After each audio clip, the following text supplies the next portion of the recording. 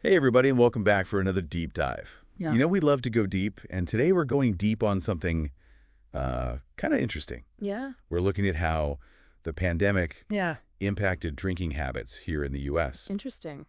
And, I had to go out and get the latest research on this. Of course. So I got a recent study that was published in the Annals of Internal Medicine. Oh, wow. Okay. And we're going to break down some of the really interesting things that they found. Because some of this stuff is pretty wild. All right. Ready to jump in? Let's do it. Okay. So one of the really fascinating things that I saw in this study was they found that alcohol use among U.S. adults Mm-hmm. went up Okay. during the pandemic. Yeah. And it's kind of stayed high even after the pandemic ended. It makes sense. Yeah. Like, anecdotally, I definitely noticed that. Oh, yeah. But it's interesting to see a study, Right.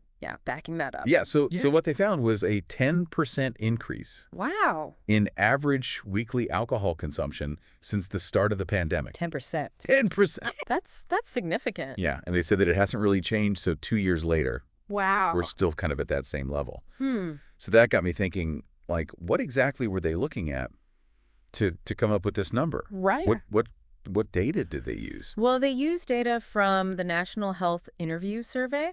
Okay. It's run by the CDC. Okay. And it's this massive survey that they do every year, Wow. asking Americans about their health, all sorts of stuff. They cover demographics, lifestyle choices, like how much they drink.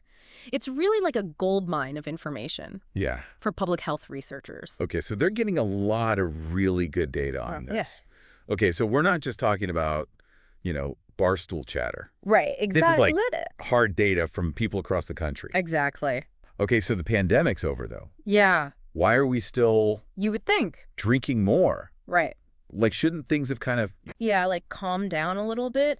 But the study suggests that it could be lingering stress from the pandemic. Oh, absolutely. Maybe even reduced access to healthcare services. Oh, yeah. I remember those days. Yeah. It was yeah. really tough to get in to see anybody. It was. And, it really did feel like a pressure cooker back then. Yeah. And I can absolutely see why people were Right. reaching for a drink. You know what I mean? For sure. Yeah. And especially if you were already struggling with alcohol use, those disruptions to normal routines like doctor's appointments, therapy, that could have made things even worse. Absolutely. Yeah. So we've got this increase in drinking, and we've got some possible explanations for it. Right. But, what's the big deal? Yeah. What are the experts saying about all of this? Well, the authors of the study, they're sounding the alarm. Okay. They're saying that, this isn't something to ignore. Right. They're calling for action. What kind of action? Well, they're not just talking about, telling people to drink less. Yeah.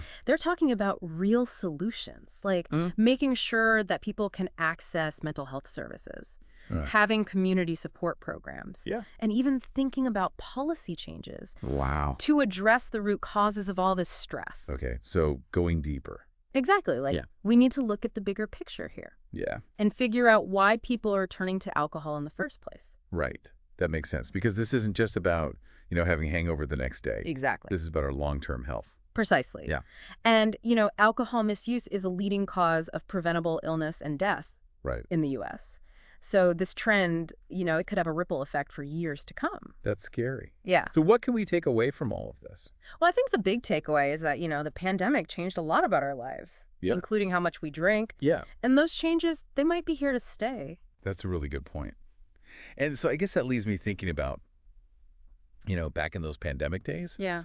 what were some of the healthy ways that you coped with Yeah. the stress? And are those things that you could still be doing today that could help you maybe cut back on the booze a little bit? It's just food for thought, right? For sure. All right, everybody, until next time, stay curious.